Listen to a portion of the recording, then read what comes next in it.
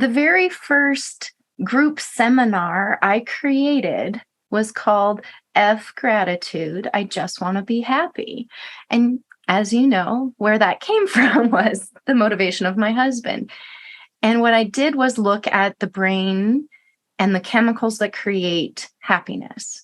And I looked at how hypnosis and through the use of self-hypnosis, we can hypnotize ourselves into the neural transmission of happiness. And in the process, yes, gratitude is part of it, but it's part of the hopscotch game that I created. So each and every day we can hopscotch our way to happiness through whatever grayness is going on. Welcome to the Wake Up with Gratitude podcast, where we share new and different ways to practice gratitude that you might not have thought of before. Our guests come from many different and diverse backgrounds, and the one thing they all have in common is a passion for gratitude.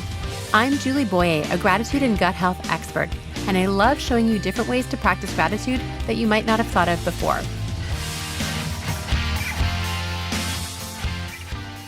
Hi, friends. Thanks for joining me on the podcast today. I have a guest with me, Jennifer Ibbotson Rodriguez, who is a virtual hypnotic coach.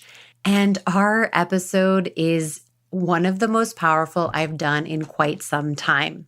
Now, I do want to warn you about some of the content. We get right into the story that she shares about her husband's gratitude journey as a disabled veteran.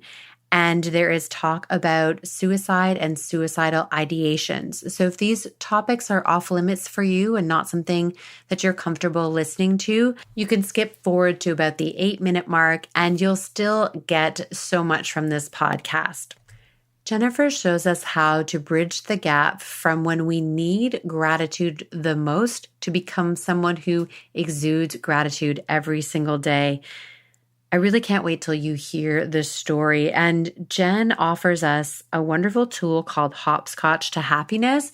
So make sure you check out the links in the podcast episode in order to download a free copy of that for yourself. Also, I learned a lot about hypnosis and what self-hypnosis is and how to do manifesting in ways that I'd never thought of before.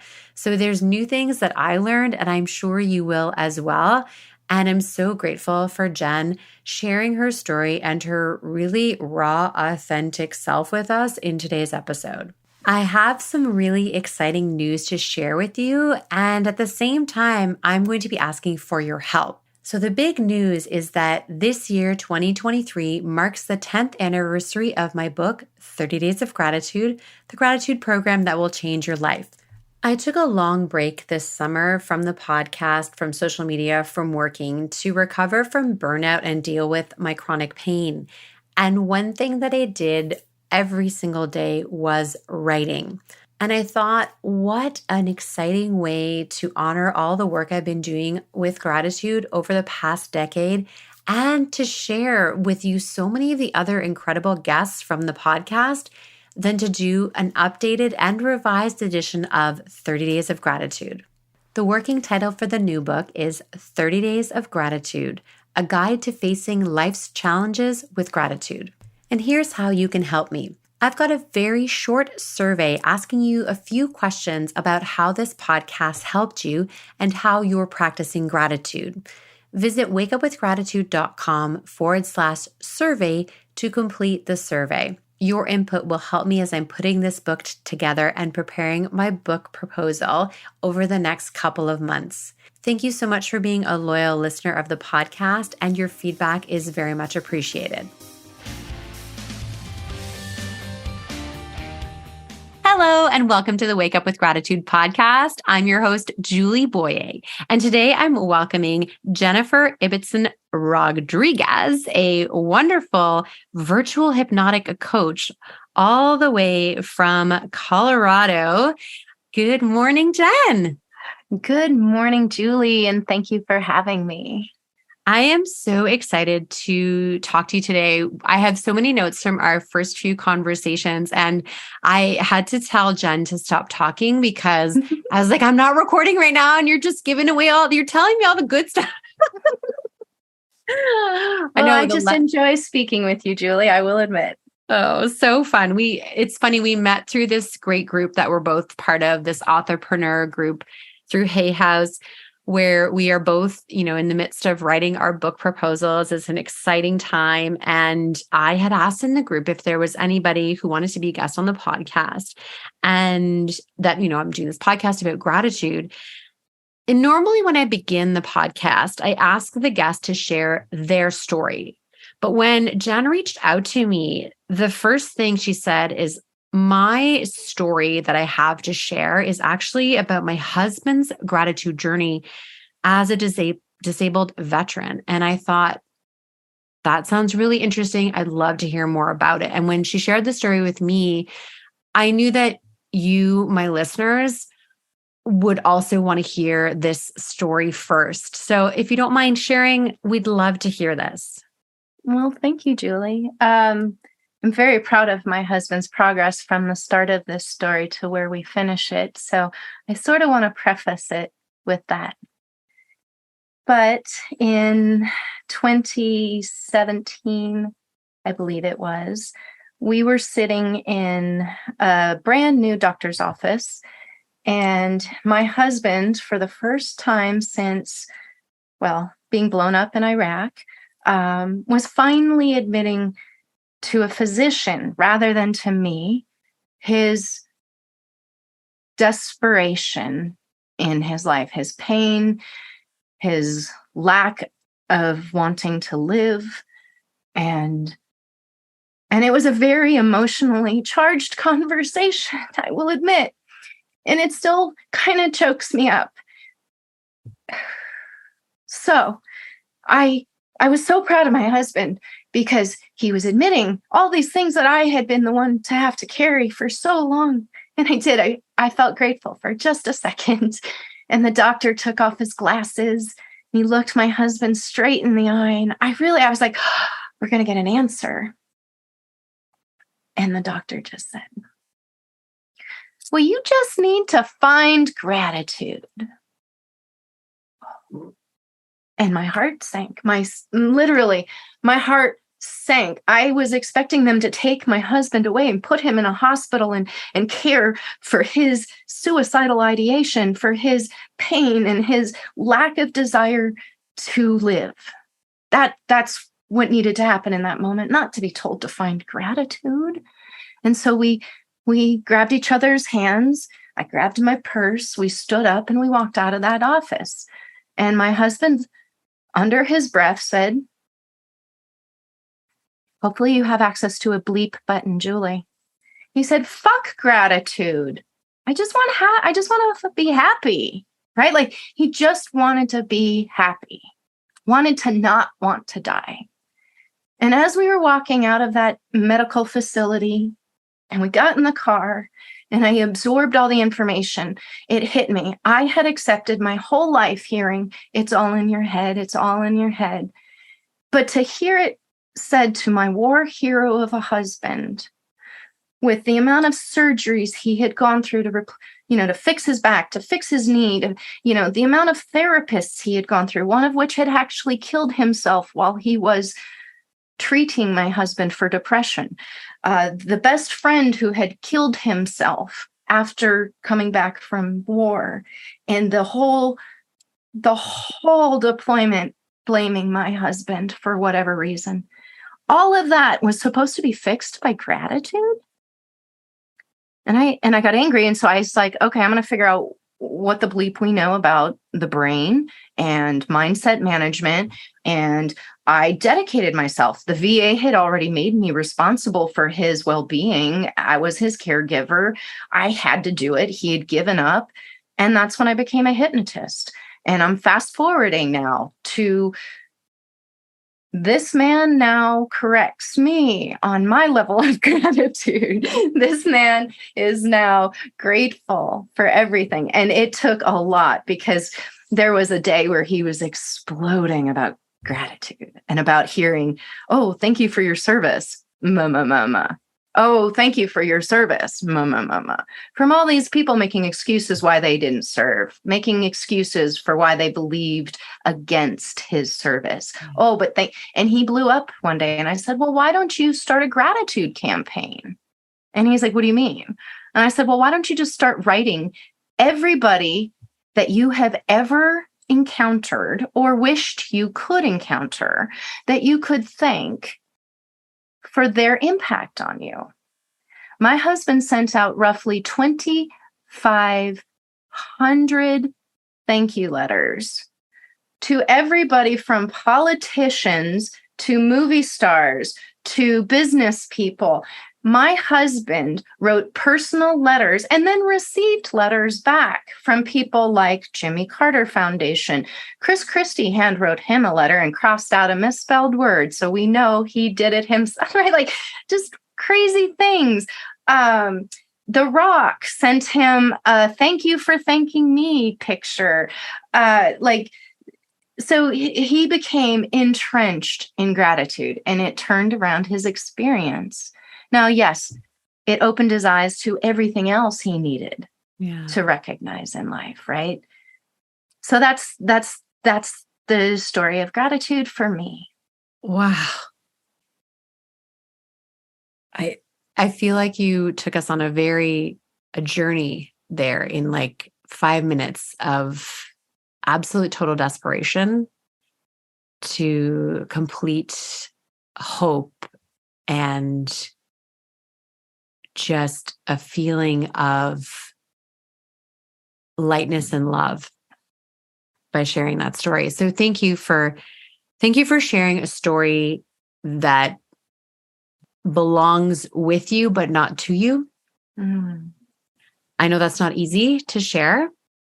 And I thank you for that, for your willingness to be open about, especially being with someone who has expressed suicidal ideations as a partner. That must have been very difficult to hold that space, as you said. And I just find it so interesting that a medical practitioner's guidance would have been, you just have to find gratitude. That to me in itself is, I think it's like the whole twist to this story, right? It is the twist. Now, here's the thing. I am so grateful that medical practitioners are recognizing the need of mindset management and gratitude and all of that within their practices. But it was almost like this particular doctor went from one extreme to another. And I believe in my practice is based upon the gray in between black and white.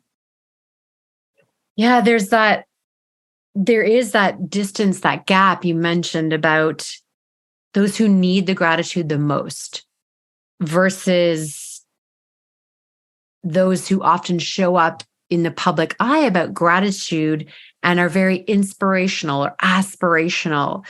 And that it seems like when your husband was first introduced to gratitude, the gap was just so wide.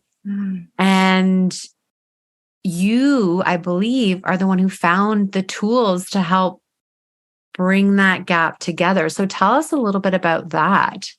Well, the very first group seminar I created was called F Gratitude. I just want to be happy. And as you know, where that came from was the motivation of my husband. And what I did was look at the brain and the chemicals that create happiness. And I looked at how hypnosis and through the use of self-hypnosis, we can hypnotize ourselves into the neural transmission of happiness. And in the process, yes, gratitude is part of it, but it's part of the hopscotch game that I created. So each and every day we can hopscotch our way to happiness through whatever grayness is going on. And you know what? For the fun of it, since we're bringing it up on this podcast, I will create a link for you, Julie, if you would like to offer that to anybody who's listening. I have hopscotch your way to happiness, and gratitude is definitely Oh my the gosh. main square Yes, in please. that game. Oh my But it gosh. also talks Please. about like just the different brain chemicals that go into creating happiness, how we can, in a healthy, harmoniously, well-balanced way, address obtaining those chemicals every single day. Whether you use hypnosis or not, that's not a requirement. Essentially, hypnosis is just the mindset management tool that I personally choose. There are many tools of mindset management available today. Yeah. Right. Gratitude is one of them. Absolutely. Yes. That being said, as you mentioned, it's not the only one, and there are other ways. And one of the reasons why I wanted to have you on the podcast is because you talked about self-hypnosis. Yes. And I have experienced hypnosis. Like I've had sessions done. I've had someone record a session for me to listen to, over and over again while I was preparing for surgery. And I had never really heard of self-hypnosis before. And I'd love to have you explain it, how it works, and maybe even give us an example of it. Sure. Well, may I use the example that you've given of your own situation? Of course. I appreciate that, Julie, because I honestly didn't prepare an example. I apologize.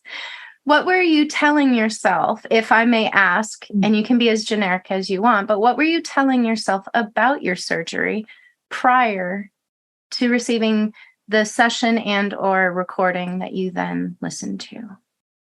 So the reason I decided to pursue hypnosis for this surgery is that many years earlier, I had a D&C after a miscarriage.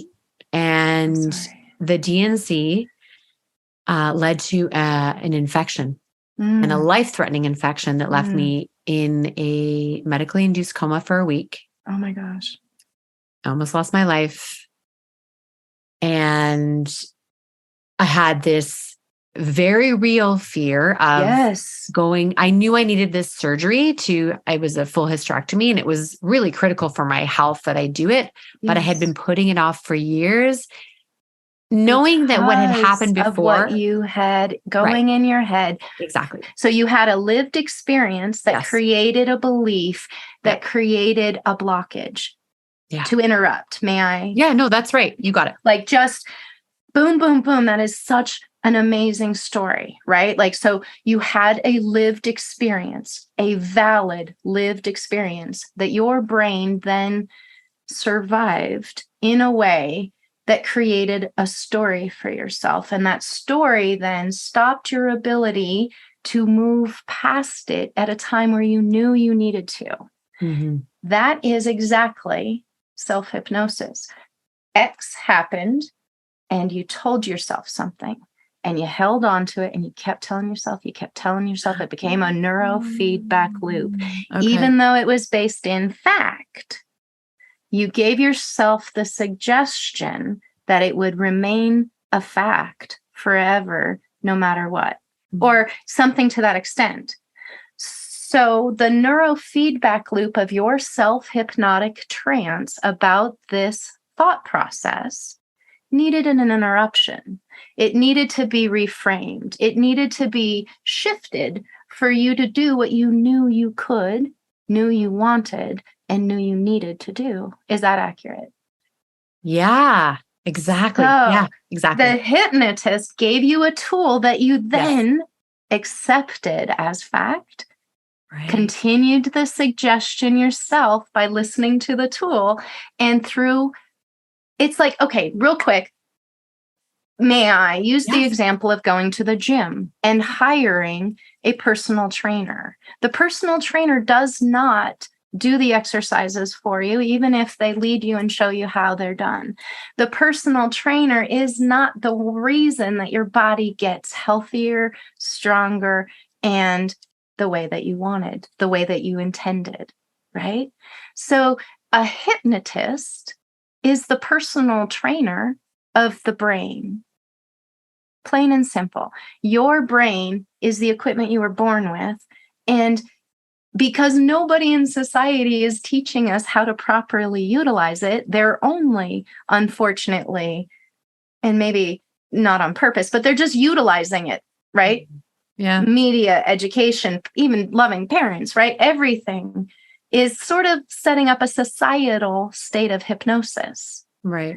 So in my belief system, a hypnotist, whether we call ourselves a hypnotherapist, whether we call ourselves a consulting hypnotist, whether we call ourselves a clinical hypnotist, right? All of these differing terms that have no actual licenses behind them.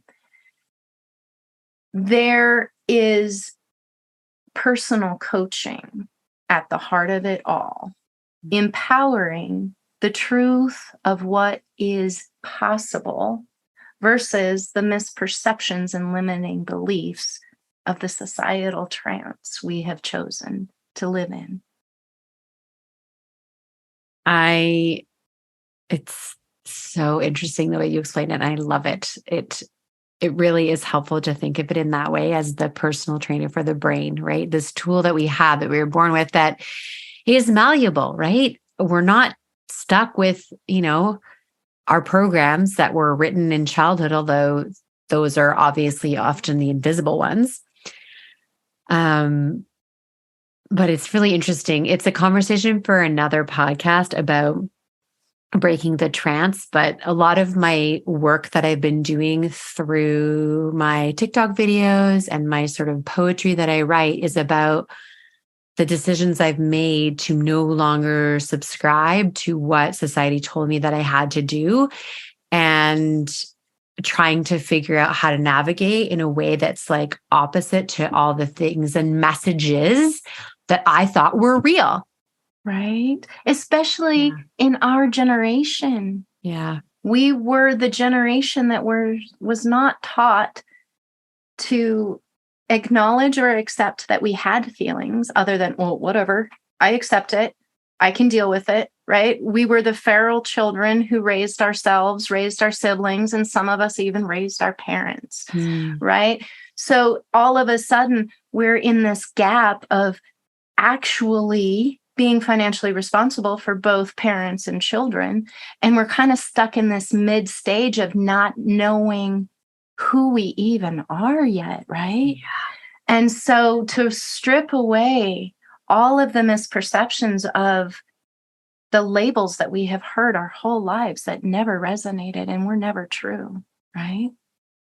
To find your authentic self. Anyway, I'm getting off topic. No, but I know the opportunity to get off topic. There's no off topic in this podcast, which is super fun. And, I wrote down when we were originally talking how important authenticity was for you and and again, the word authenticity is now like twisted and right. It's like, well, what is your authentic self and all these things? But I mean, we are part of this Gen X, this generation who, first of all, we're like this invisible generation. It's like, what are these? Who are these? Totally forgotten, right? Like totally we either meld into the boomers or we try to meld into the millennials because nobody let us be us. Yeah. We weren't allowed to have a childhood. So we're now, anyway, that's a different conversation. It's so fun. But it's interesting because all of these things have like brought us to where we are today, where, so much of the messaging that we hear all the time is about achievement and striving and getting the medals. And we certainly were not the participation medal generation. Like you needed to get like first place, like those ribbons, those gold medals were important, those good grades, you were rewarded for that. So we are very different generation for sure. And I love that you're bringing up the fact that, we can use this self-hypnosis to teach ourselves a different message to really become ourselves that we don't even know, like you said, that's like missing because we just grew up with such a strong message. So I think, when we come back to the work that you do, the value of hypnosis, one thing that really impacted me was the movie The Secret. And you mentioned, because Secret got a lot of flack, right? Because there is definitely some, you You can't just like put it on a vision board and it's going to come true. Fair enough. But Well, and also the guilt that comes along with you put it on a vision board and it doesn't come true. What did I do wrong? Yeah. That's a pick me on that one. Like I've made so many vision boards. I can't manifest. I know. And I'm not, but I manifested this other thing. So I don't understand how this manifestation. I can manifest my fears. I can manifest my pain. Wait. If I can manifest the worst, I can manifest the best. And that connection of the mind is, I think, what you're getting to, right? I call hypnosis, and all hypnosis is self-hypnosis. So if I use the short term and say hypnosis, I'm still talking self-hypnosis, right? Yeah. So, so all hypnosis is self-hypnosis. And you were saying that hypnosis is that secret sauce. The secret sauce. Thank you. To get off of the secret for a second in my brain. So I believe that the missing components to the secret, whether it was the book or the movie or whatever, is the belief system in the brain and how we action plan and materialize our beliefs, right? That is the we're throwing around a lot of trite cliche words right now that people don't enjoy, right? Gratitude, manifestation, authenticity. Thank you. I was like, gosh, there's an A in there. Yeah, authenticity. All these things. Right? Yeah. All of these things. Yeah.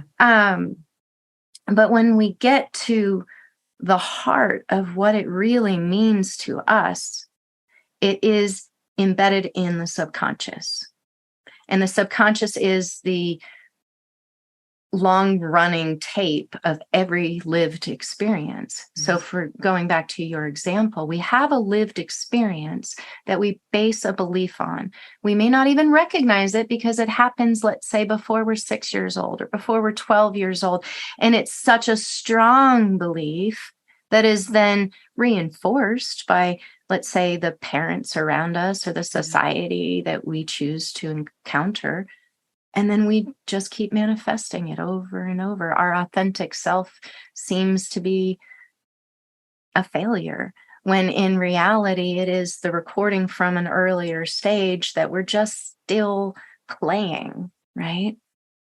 A lot of my clients, when they realize they've gone through all of their healing, and I connect with the future self to clean up the youngest self, but what they realize when they get to their healed self-knowledge, they got over everything a long time ago. They're just dragging it around with them, right? They're just like not letting it go. And so the ability to just simply go, oh, wait, I did get over this and I let it go. And now I choose to believe something else, was the moment that you had in allowing yourself to have the surgery that you needed to have, right? You said something there that I want to come back to, and that is that, you're living as your past self, right? As those things that happened earlier in your life, and you're still living as that today because you haven't changed the program. It reminds me of something I think I heard from Mike Dooley, was that, everything that you are in the present is actually a result of your past. So your present self is a result of who you were before, because that's what shows up in the present.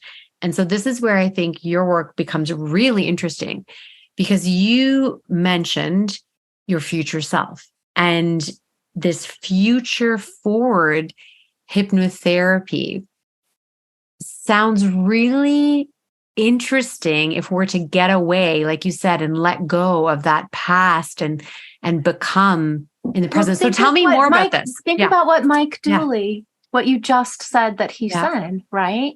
If you can do that in reverse, you can do that in the present. So if you know that everything you did before got you to be who you are today, if you can connect with who you want to be and do the things today to get to them, your action planning, the manifestation of your actualized, envisioned self. So for example, let's go back to when this was a naturally occurring thing for all of our brains. When was the last time you held on to what I want to be when I grow up and did the things that type of a person would do? It's probably like elementary school, maybe high school, where you're like, okay, I'm going to be a writer when I grow up. So I write every single day because I'm going to be a writer when I grow up. Yeah. Or let's something more present in our adult world, right? Like, let's say you've just lived through a 3-year pandemic and you're imagining your first beach vacation in 3 years. And you're like, ooh, do I want 3-year pandemic body or do I want, right? So like, then you're planning your vacation in 6 months and you're getting into shape because you're taking your future self with you rather than your past self with you. It's really that simple. But when we use the word hypnosis, people want to pretend like we're talking magic or mind control or something, right? Yeah. It's just mental gymnastics, getting healthy, getting strong, and being fluid. Yeah. And there is that proponent of acting as if. So if I could share a story about how we ended up here in British Columbia. So we're from Eastern Canada, outside of Toronto. And at the beginning of 2017, I knew that I wanted, like, we had talked about moving to British Columbia, but we hadn't really made it a plan. But at the beginning of the year, we wrote down an intention statement, and I lived that. I said we would be living in BC by December of 2017. And so every action I took was acting as though I already knew that everything was working out for us to live in a year's time. Just even from the very beginning of the year, we decided to do a trip to Disney World with our daughter because we knew that it would be harder to get to Disney World when we lived on the other side of the country. So even from that first, trip, we were like, we're doing this now because when we live in BC, it's gonna be harder to get to Disney World. So we want to go there and take my mother-in-law because it'll be a lot harder to do when we don't live near her. And right down to in October of that year, our plans were still, there were no plans solidified at all for the move. Our house was for sale, hadn't sold, but tickets for the Star Wars movie that was coming out that December were going on sale. And I am such a huge Star Wars fan that I needed to get the tickets. It was The Last Jedi. I needed to get the tickets ahead of time. And it was coming out in December. And I said to myself, do I get the tickets for where we live? Or do I get the tickets for where we want to live? And I bought tickets for where we wanted to live. It was a big leap. And my real estate agent told me that once I told him that I had bought the tickets, for the place where we were moving to, he knew that it was all going to work out. I mean, it did. And then disaster struck after we moved, but that's a whole other story. And I think that's a lesson sometimes around manifestation is you may manifest exactly what you want, but then if you're not thinking about what happens next, doesn't always turn out exactly as you planned. I'll tell you a story real quick. Sure. I manifested the best opportunity of my life, I thought, and 7 days later ended up underneath the World Trade Center. So I was living in Seattle, desperately wanting to move and transfer my job to the Manhattan location. Really, best sale of my life. Closed that transfer. Got there 7 days later, literally under the first plane as it's crashing into the building above my head. And to recognize what you're saying, I manifested what I wanted and I got what I didn't want, right? It changed everything. Could I have possibly known that? No, I could not have known that there would be a terror attack 7 days after I created exactly what I wanted. And can we both look back at experiences that were devastating with a lens of gratitude? It took learning how I was self-hypnotizing myself about that. Because what I did was I told myself for the first decade, it was my fault.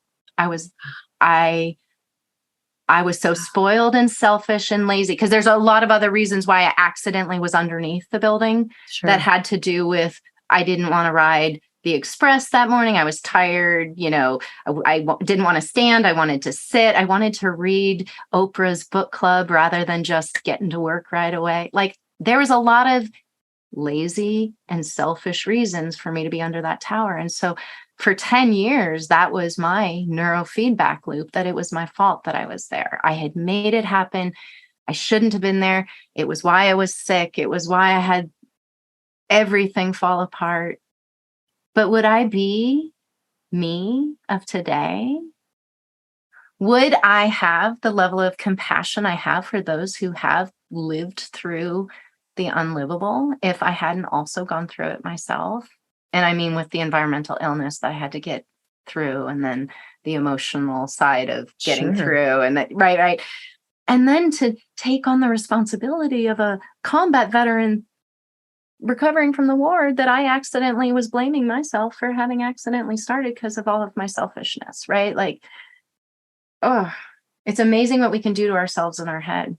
It's amazing what the stories we can repeat that aren't helpful, right?